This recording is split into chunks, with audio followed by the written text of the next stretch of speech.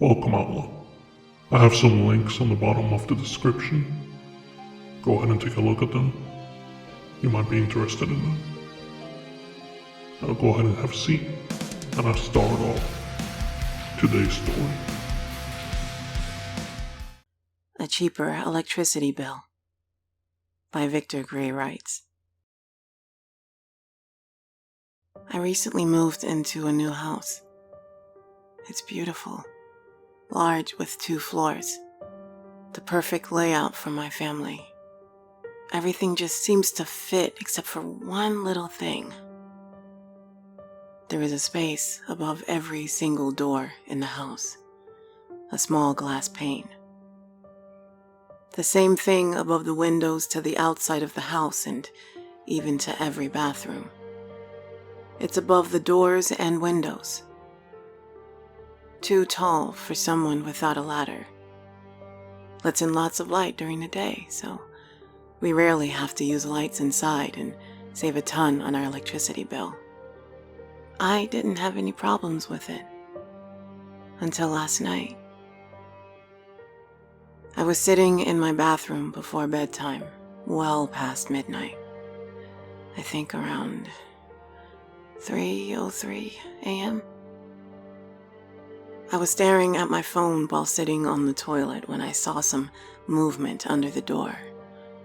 I have animals, so at first I thought they were running around with the zoomies late at night. Not unusual. At least until long fingers started to push underneath the door slowly. I thought my husband was playing with me, trying to scare me, until the fingers stretched well past a foot long, more than 6 joints in them as they started to trail and tap across the floor. I thought I was hallucinating. I hoped I was, once the fingers tried to move upwards, seeming to try to move into a position to pretend to walk across the tile. The fingers started to break and bend against the bottom of the door, blood spurting outward and staining the white paint. I recoiled at the smell of rotten garbage emitting from the finger wounds and happened to glance at the top of the glass. There was a human-like face staring at me. A wide smile on its face as a long red tongue licked its thin lips. The face was pale, and its cheeks seemed to flush in excitement as it stared at me, its small nostrils flaring and fogging the window glass. Its eyes were large like an owl's and seemed to grow wider as it stared at me. I heard a muffled voice through the door. Please open the door. Please. I just want a hug. Even if it is just my fingers, it will be enough. Can't you see I hurt myself for you? Can you kiss them to make it better? Please, I just need your love.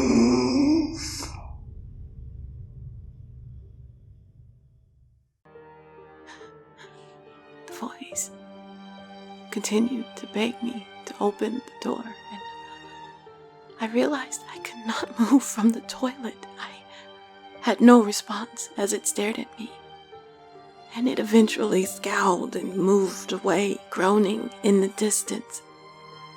I did not move for the rest of the night until I could see daylight peeking in. My husband simply thought I got up early. He was curious about the red-stained bottom of the door, and I just said I had a bloody nose and would clean it up later. Story 2.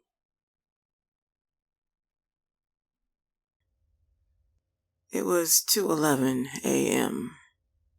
Late night for a housekeeper, but I needed the overtime. It was strange for a hotel to encourage cleaning this late. Usually, it was after guests left in the morning before new arrivals. The second floor cleaning was always overtime at night, though. No one seemed to want to clean the rooms. Only gave me sideways glances. Avoided my gaze when I asked why. Everything was going great, though. I was in the last room that I had to clean for the night. Room 247. I tried to flicker on the light, but no response. Just a rapid clicking back and forth as I strummed the switch. Perfect. I left the door open as I pushed my cart inside. I worked my way backward as I cleaned. As I got toward the bed, I noticed something seemed off. There was a large lump of rolled up sheets sitting on top of the bed. It was shaped like a body. I tried to laugh it off, my chuckles echoing through the room. Not the first time visitors had played this prank. It was annoying having to unwrap the sheets, though. It's not like you could wash them in a bundle. I moved toward the side of the bed and started to pull apart the sheets when I froze. I could see red stains underneath the sheet, and it felt hot. As soon as I touched the sheet, it started to pulsate. Muffled sounds coming from inside.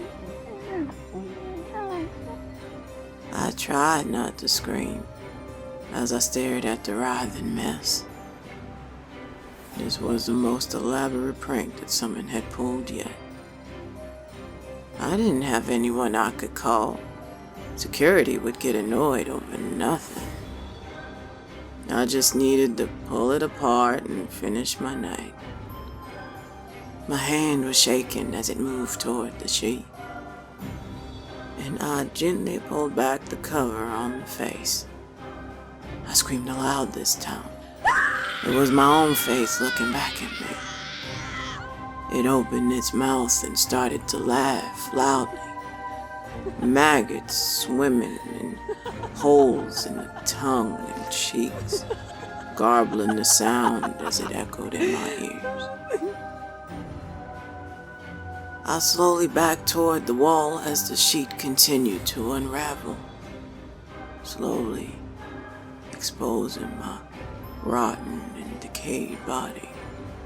Still wearing my housekeeper uniform, I tried to scream for help as it climbed off the bed. Suddenly, the door slammed shut, and I was in pitch black darkness. It was utterly silent, save for my heavy breathing. I paused briefly before I slowly reached out in front of me and felt nothing. Only the cool edge of the bed. I was able to crawl across the floor and reach the door, swinging it open as I crept outside.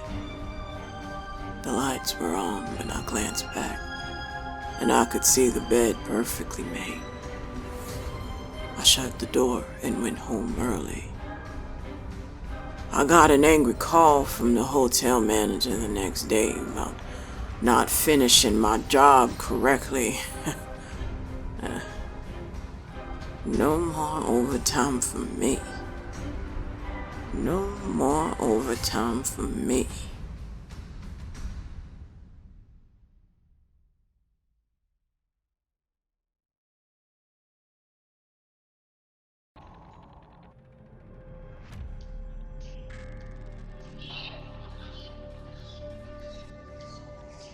And that's today's story, Outlaw. Be safe out there. And like always, I see y'all on the wayside.